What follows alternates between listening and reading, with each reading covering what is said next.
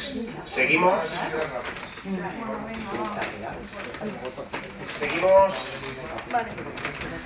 con la siguiente intervención del profesor Eduardo Pastrana de la Universidad Javeriana. Sin duda, las relaciones entre la Unión Europea y la Comunidad Andina, la promoción y garantía de los derechos sociales en el marco del interregionalismo. Y seguidamente pues enlazaremos con la ponencia de la profesora Diana Molina de la Universidad de Nariño, antecedentes conceptuales sobre la injusticia estructural y su relación con los derechos sociales. Así que, adelante, cuando quieras.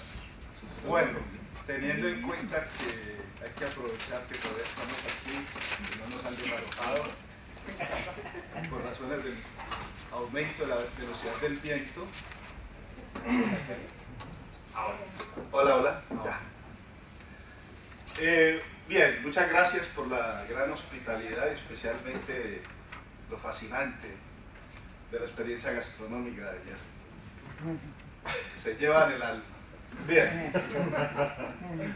empecemos por ahí, ¿no?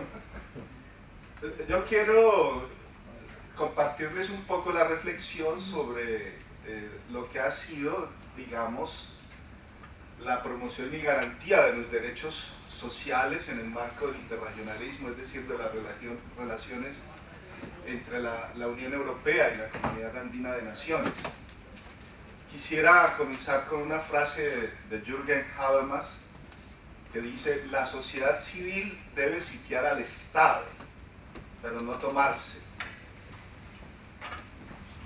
Quiero partir de una serie de conceptos para ubicar un poco el marco de mi reflexión y cómo se entiende desde los estudios regionales el concepto de región. No se entiende como un concepto geográfico, sino como una delimitación geopolítica, la cual se consolida a partir de la creación de organizaciones regionales, como el caso de la Comunidad Andina de Naciones o la Unión Europea, incluso del Mercosur, pero también, más allá de lo político, se analizan también las interacciones y el conjunto de interdependencias y redes sociales que van emergiendo en las relaciones transregionales. En la literatura existen una serie de definiciones sobre el interregionalismo. Hay un concepto que es definido como el interregionalismo puro, de aquí se parte desde la perspectiva de la categoría de actor-nes, o sea, de gobernanza, en la medida en que la región puede hablar con una sola voz. Desde la perspectiva del derecho internacional, esto sería poseer una personalidad jurídica en el marco de las relaciones internacionales.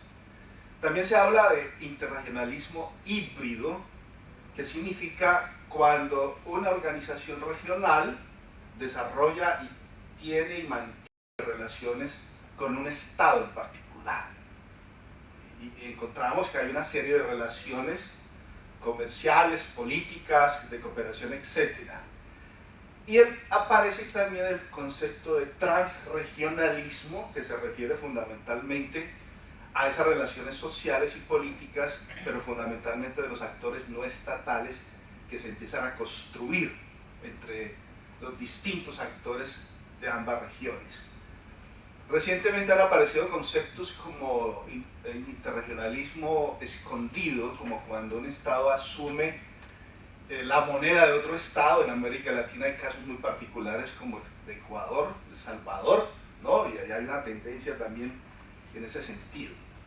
Ahora bien, los estudios regionales han sido también influenciados, fuertemente influenciados por los enfoques de las teorías de las relaciones internacionales.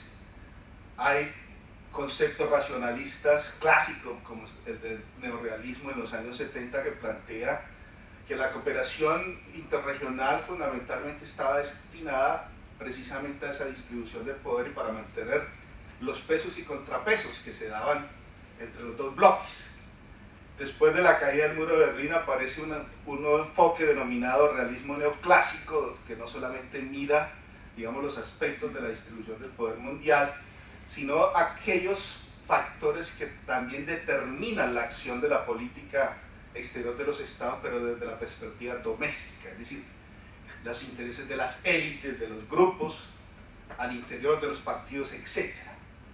Y aparecen también reflexiones desde el neoliberalismo institucional, donde se plantea que hay una búsqueda entre los estados miembros de las distintas organizaciones para ver cómo reducen los costos de transacción en el manejo de una serie de problemas multilaterales. Hay perspectivas constructivistas que sostienen de que en esa interacción de las regiones unas influencian recíprocamente y se contribuye mucho a la construcción de las identidades y de los intereses comunes. Pero también están las visiones críticas, especialmente las variantes del estructuralismo y de la teoría de la dependencia en América Latina, que plantea mucho esta relación desde la relación centro-periferia. Es una posición crítica. Hay una serie de reflexiones en torno a lo que es la función del interregionalismo. Se habla, por ejemplo, del power balancing, en el sentido en que después de la Guerra Fría, la proyección de la Unión Europea hacia América Latina buscaba tomar una posición para equilibrar, digamos, la influencia tradicional de Estados Unidos y contrarrestar también la proyección de una serie de nuevas potencias emergentes que empezaron a aparecer en la región, como China y Rusia. Se habla también de un institutional balancing, en el sentido en que con la creación y el apoyo de instituciones regionales, como lo que se intentó con la CAN, se busca tener asociaciones estratégicas o socios precisamente para adelantar una serie de asuntos de carácter multilateral. Y desde la perspectiva liberal se habla de, por ejemplo, la posición del clearing house, es decir, de cómo se van abordando una serie de temas entre las dos regiones que pueden contribuir y facilitar el camino después para las negociaciones de ciertos asuntos en los escenarios multilaterales. O se puede definir agendas mutuas a través de las cumbres, a través de las reuniones periódicas que se pueden dar entre los distintos organismos. Este proceso de institucionalización de las relaciones puede servir a través de estos foros a la construcción institucional de las relaciones internacionales y reducir un poco la situación de anarquía, es decir, la falta de una ausencia de autoridad supranacional en las relaciones internacionales. El constructivismo plantea en que precisamente en esa relación puede haber un intercambio de valores, puede haber un intercambio de intereses comunes e incluso que a través del interregionalismo se puede influir también en el regionalismo. Y se toma mucho el caso de cómo la Unión Europea trató de impulsar el proceso de profundización de la Comunidad Andina de Naciones. Algunos colegas lo han definido como federador externo, es decir, apoyando ese proceso de una especie como de homologación de un espejo de doble vía, donde la Unión Europea vio en un modelo interesante de reproducción de sus propias instituciones en el campo de la CAN. Se podría decir de que las relaciones entre la Comunidad Andina y la Unión Europea ha tenido 5 fases. La primera es del 71 al 82, está muy relacionada con los acuerdos de primera generación. La segunda etapa, de entre el 82 y el 90, los acuerdos de segunda generación. La tercera etapa, entre el 90 y 95, ahí aparecen los acuerdos de tercera generación. Hasta ahí todavía era el grupo andino, y el grupo andino estaba todavía anclado en lo que nosotros hemos denominado como el regionalismo cerrado, el regionalismo cefalista o desarrollista. Ya en la cuarta fase aparece ya la búsqueda, ¿sí?, de los acuerdos marcos o preparatorios para la asociación entre las dos regiones, y ahí ya viene el tránsito, empezaba el cortejo triunfal del neoliberalismo a nivel mundial y aparece toda la concepción del regionalismo abierto, que condujo finalmente, lo que se habla, hacia una quinta etapa, desde que se produjo el fracaso de los acuerdos de asociación entre la Unión Europea y la Comunidad Andina, y finalmente lo que surge es un bilateralismo selectivo, donde Colombia, Perú y posteriormente Ecuador firma y se rompe totalmente la posibilidad de las negociaciones, lo que aparece una estructura de internacionalismo híbrido. ¿Hacia dónde vamos? Vino toda esa pausa entre el 14 hasta la última cumbre que se da, pero la agenda sigue siendo también de un contenido declarativo y de muy buenas intenciones, pero tampoco es que se le dé una proyección y una concreción en el mediano plazo. Ahora bien, ¿cómo se pueden mirar las relaciones entre la Unión Europea y la comunidad andina? Hay distintos niveles. Hay un nivel macro, que son las relaciones entre los órganos de la Unión Europea y los órganos de la comunidad andina. Hay un nivel meso, son las relaciones entre los órganos de la Unión Europea y los Estados miembros, ahí es de tipo híbrido. Y un nivel micro, que es la relación entre los Estados miembros de la Unión Europea con los Estados miembros de la Comunidad Andina de Naciones. Y ahí hay una red, hay una estructura muy compleja de relacionamiento. Pero hay un elemento muy importante que ha sido definido como relaciones transregionales, y es precisamente las relaciones entre las organizaciones de la sociedad civil andinas y los órganos de la Unión Europea, pero también las relaciones entre las organizaciones de la sociedad civil de los Estados miembros de la Unión Europea y las organizaciones de la sociedad civil de los países de la región andina. Ahora bien, ¿por qué? Porque las organizaciones de la sociedad civil son interlocutores válidos y se han ido convirtiendo en interlocutores válidos para los órganos de la Unión Europea y de los Estados miembros, por su carácter de su labor de veeduría en asuntos sociales, políticos y ambientales.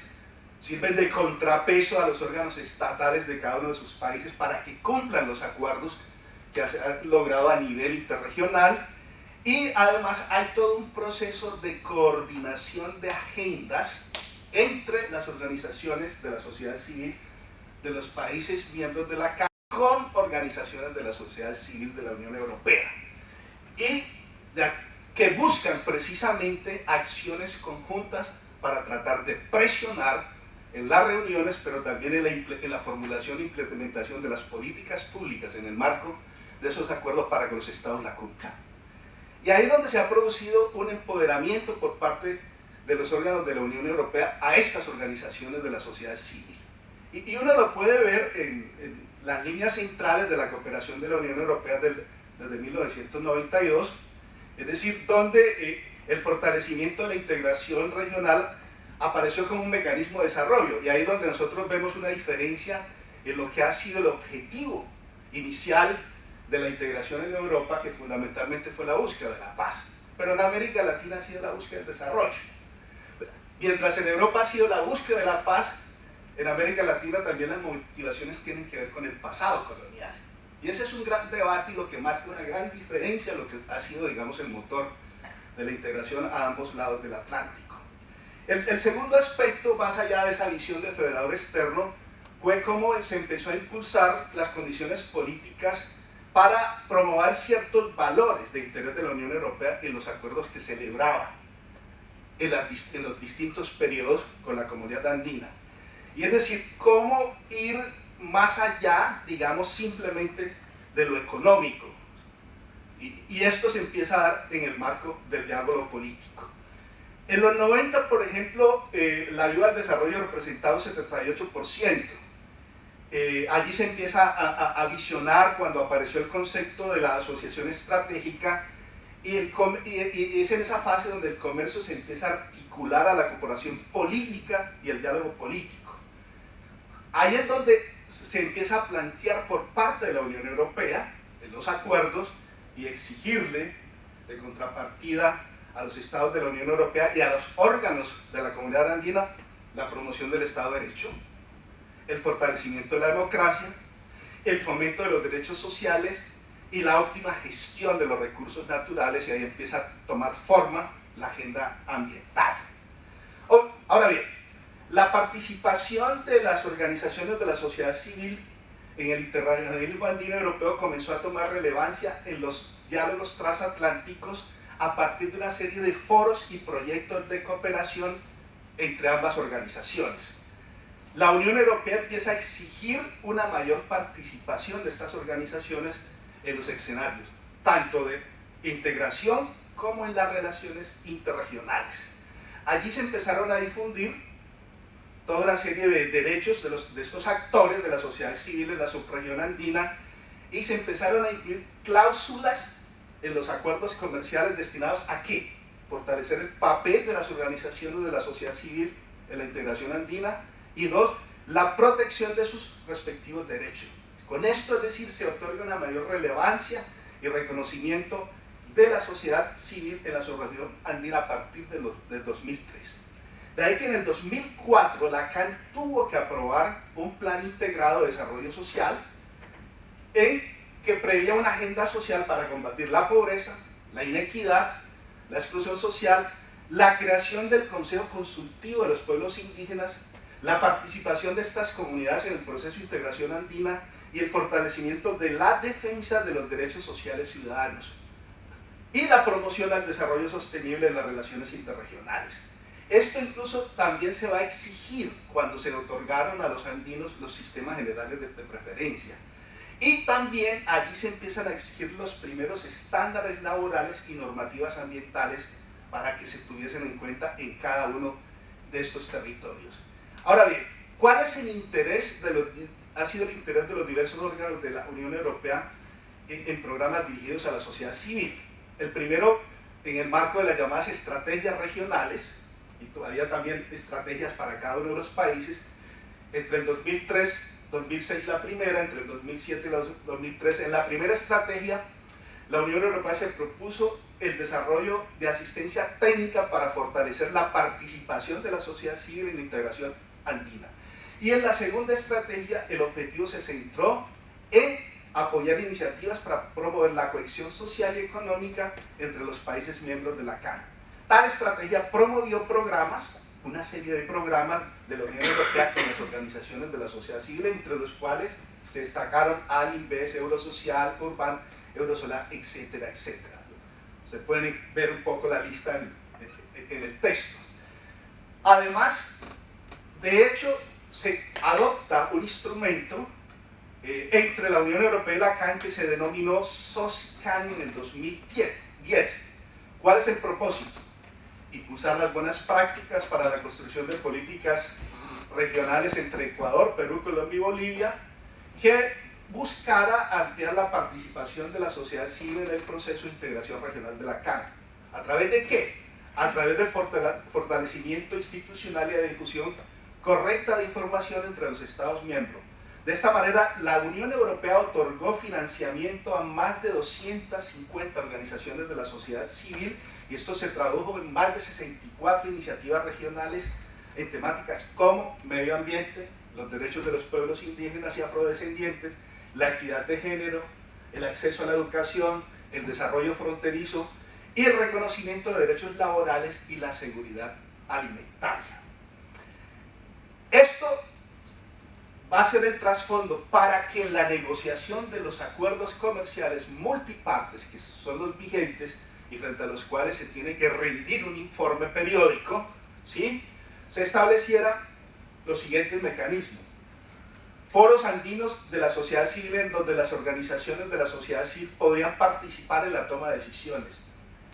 2. Todas las iniciativas, a través de ellas se le dieron voz y voto a la sociedad civil andina. Y 3. Permitieron diálogos constructivos con órganos de la Unión Europea para la solución de distintas problemáticas, es decir, ganaron agencia directa frente a los órganos de la Unión Europea. De esta manera, los acuerdos comerciales multipartes entre la Unión Europea, Colombia, Perú y posteriormente Ecuador en el 2016, no solamente abordan aspectos comerciales, sino también sociales y ambientales que se relacionan con el desarrollo sostenible. Esto implicó la formulación de una hoja de ruta donde se establecen una serie de compromisos con los países socios para que empoderen a la sociedad civil, y representa un instrumento valioso que establece una línea de acción para ellos. Las relaciones entre las organizaciones de la sociedad civil de la Unión Europea y la CAN ha sido también un instrumento importante. Esta red de cooperación y acción entre estas organizaciones de ambos lados del Atlántico se ha concretado una serie de proyectos conjuntos, entre ellos financiados fundamentalmente por los órganos de la Unión Europea, pero también por los Estados miembros. Y por eso encontramos que para cada uno de los países hay una serie de temáticas muy específicas que se tienen en cuenta. El tema de la resolución del conflicto en Colombia, los derechos indígenas, en otros aspectos contra la informalidad laboral, en contra del trabajo infantil, el reconocimiento de todos los acuerdos de la OIT, etcétera, etcétera. Para ir finalizando, en síntesis, las organizaciones de la sociedad civil en la región andina, a través de este empoderamiento, han liderado denuncias sobre la vulneración de derechos humanos y la protección de la mujer, la protección de los líderes sociales. Desafortunadamente, Colombia es el primer país del mundo que tiene el récord no deseado de más asesinatos de líderes sociales en los últimos 3 años. Estas organizaciones han podido incidir en la agenda de los gobiernos y en los enfoques adoptados por los diversos actores que realizan proyectos de cooperación en la región, pero financiados en gran parte por la Unión Europea. Estas relaciones interregionales entre la Unión Europea y la CAN han contribuido a la promoción y respeto de los derechos sociales en los países andinos. Como lo señalaba antes, derechos de las minorías, contra la informalidad laboral, trabajo infantil, acceso a la salud y la educación. En síntesis y en otras palabras, a través de la acción conjunta, a través del empoderamiento y a través de esta capacidad de agencia que ha sido impulsada fundamentalmente desde afuera, no desde adentro, ha permitido ejercer el riesgo en la mayoría de las situaciones y en los distintos países para presionar a los gobiernos tanto nacionales como regionales y a los gremios económicos para que tengan en cuenta ciertos derechos sociales que han sido exigidos a través de estos instrumentos interregionales, tanto de cooperación, pero también de comercio. Los casos específicos los pueden encontrar en el artículo. Muchas gracias.